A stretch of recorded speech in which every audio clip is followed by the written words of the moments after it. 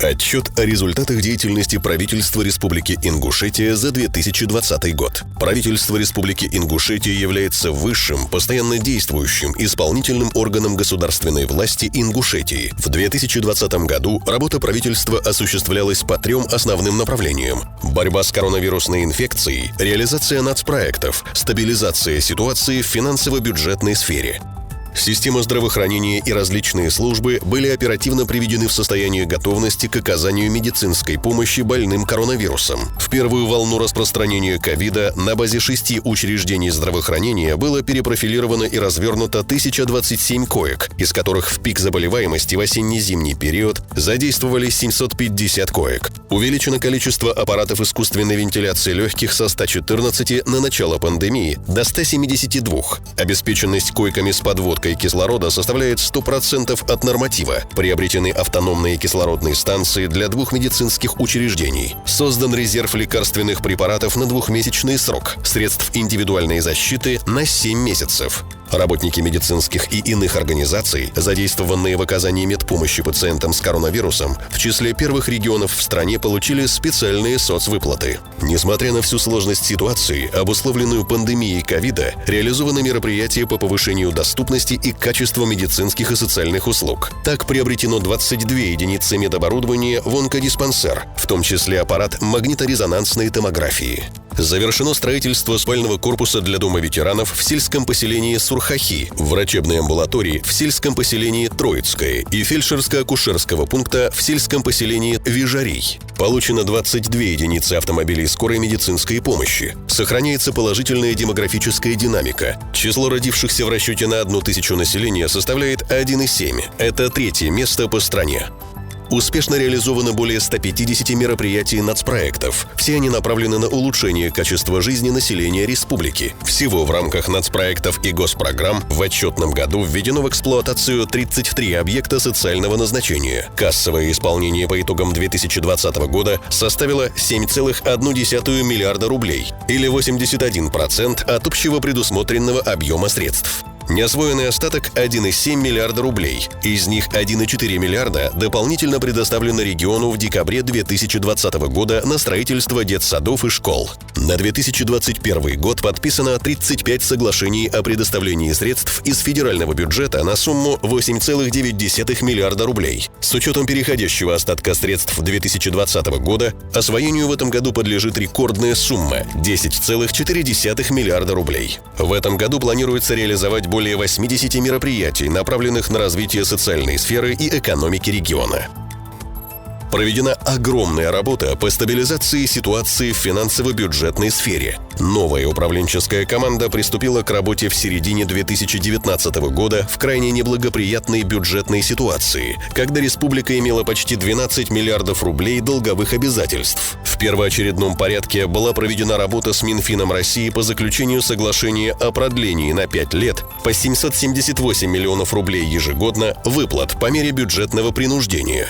К настоящему времени уже осуществлен платеж за 2019 и 2021 годы в размере 2,3 миллиардов рублей. Осталось выплатить 1,6 миллиардов рублей в последующие 2 года. Проведена реструктуризация госдолга республики в сумме 2 миллиарда рублей, продлевающая срок его погашения до 2029 года равными долями. По инициативе главы Ингушетии Махмуда Али Калиматова в республике дважды в 2019 и 2020 годах казначейством России проведена проверка кредиторской задолженности, по результатам которой подтверждены долги бюджета в размере 2,5 миллиардов рублей. Помощь из федерального бюджета позволила направить 423 миллиона рублей на погашение образовавшейся в прежние годы задолженности по социально значимым направлениям. Из них 62 миллиона рублей на ликвидацию задолженности 2019 года по выплате ежемесячного пособия гражданам, имеющих детей. 248 миллионов рублей на предоставление мер соцподдержки при оплате коммунальных услуг реабилитированных лиц, специалистов села, многодетных семей, ветеранов труда, ветеранов Великой Отечественной войны. За счет республиканского бюджета дополнительно направлено 230,8 миллионов рублей для полного погашения задолженности по предоставлению мер соцподдержки при оплате коммунальных услуг. Также проведена работа по покрытию кредиторской задолженности прежних периодов. Выплачена компенсация части родительской платы за содержание ребенка в детском саду за 2017 год 29 миллионов рублей на 15 тысяч детей. Погашен долг за организацию отдыха, оздоровления и занятости детей и подростков за 2019 год 34 миллиона рублей. Общий объем кредиторской задолженности сокращен с 5,8 миллиарда рублей до 3,8 миллиардов. В результате целенаправленной работы 2020 год характеризуется не только недопущением увеличения объема долговых обязательств, но и его сокращением с 11,8 миллиардов рублей до 7,4 миллиардов рублей. То есть за 1,5 года он уменьшился на 4,4 миллиарда рублей. Значимым результатом работы правительства является увеличение налоговых и неналоговых доходов консолидированного бюджета на 19,4%. Ощутимые изменения произошли в реальном секторе экономики. В рамках реанимации простаивающих предприятий за счет средств инвесторов на базе завода электродвигателей малой мощности организовано производство обуви, чулочно-носочных изделий, полипропиленовых крышек и ручек. В Али-Юрте возобновлена работа швейной фабрики. Реализован инвестпроект по строительству лесоперерабатывающего комбината «Мужичи» мощностью 5000 кубометров готовой продукции в год. В текущем году планируется запустить заводы по производству алюминиевых сплавов и детских санитарно-гигиенических средств. В планах возобновление работы комбината детского питания, картонажной фабрики и завода по производству энергосберегающей продукции. В республике начали развивать сетевой бизнес организации федерального уровня. Открыты 4 магазина российской компании розничной торговли «Магнит». В 2021 году планируется открытие еще 10. В развитии сельского хозяйства региона наметились положительные тенденции. К ним стоит отнести рост производства мяса на 8,1%, молока на 2%, яиц на 1,3%, овощей на 3,6%. Валовый сбор зерновых и зернобобовых увеличился на 34,6%. Сельскохозяйственными госпредприятиями закуплено свыше 5000 голов крупного рогатого и мелкого рогатого скота. Значимой и наиболее сложной для решения в регионе является проблема занятости, повышение размера пособия по безработице и назначение гражданам дополнительных видов соцпомощи, для получения которых было необходимо зарегистрироваться в качестве безработного, привели к стремительному росту безработицы, начиная со второго квартала 2020 года. Так, если в марте прошлого года численность состоящих на учете безработных граждан составляла 22 тысячи человек, а уровень регистрируемой безработицы 8,9%, то к октябрю 2020 года она достигла своего пика. Численность зарегистрированных безработных составила почти 64 тысячи человек. Уровень регистрируемой безработицы 25%. В целях стабилизации ситуации на рынке труда был разработан план организационных мероприятий, позволивший изменить ситуацию в лучшую сторону. Количество безработных снизилось на 16 тысяч человек, с 64 тысяч до 47,7 тысяч человек в декабре 2020 года. Уровень регистрируемой безработицы за указанный период уменьшился с 25% до 18,7%.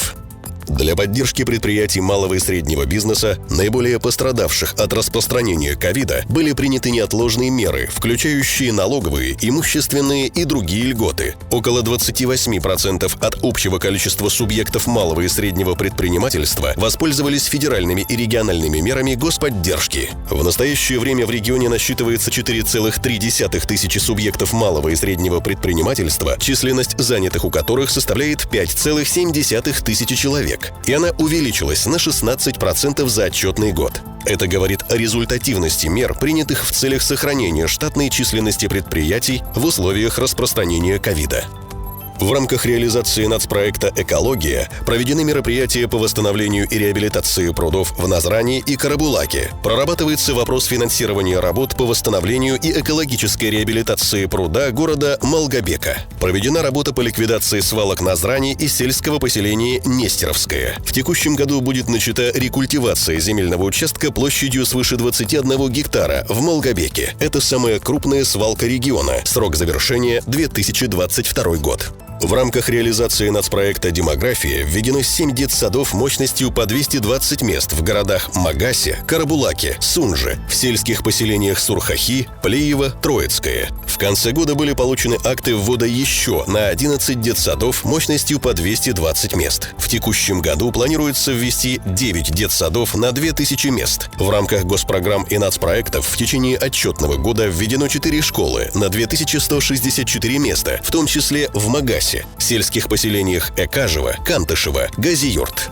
В декабре 2020 года акты ввода в эксплуатацию получены на 5 общеобразовательных организаций общей мощностью 3130 мест в сельских поселениях Плиево, Яндаре, Средние Ачалуки, а также 2 школы в Назрани. В текущем году будет завершено строительство школы на 720 мест в Карабулаке. Это позволит снять перегруженность с 8 школ и перевести 3 школы на односменный режим обучения. Строительство еще 16 объектов общего образования на 11 тысяч мест запланировано в рамках нацпроектов в 2021 году. В соответствии с поручением президента России 100% учащихся первых 4 классов общеобразовательных организаций республики с 1 сентября 2020 года обеспечены бесплатным горячим питанием. В 93 школах пищеблоки соответствуют санитарным нормам. В 28 организациях, в которых отсутствуют пищеблоки, выделены и оснащены мебелью помещения для приема пищи. За каждой школой закреплены пищеблоки близлежащих учреждений. Питание организовано через доставку в школу готового горячего питания. В текущем году будут завершены мероприятия по строительству или реконструкции и оснащению технологическим и холодильным оборудованием пищеблоков для названных организаций.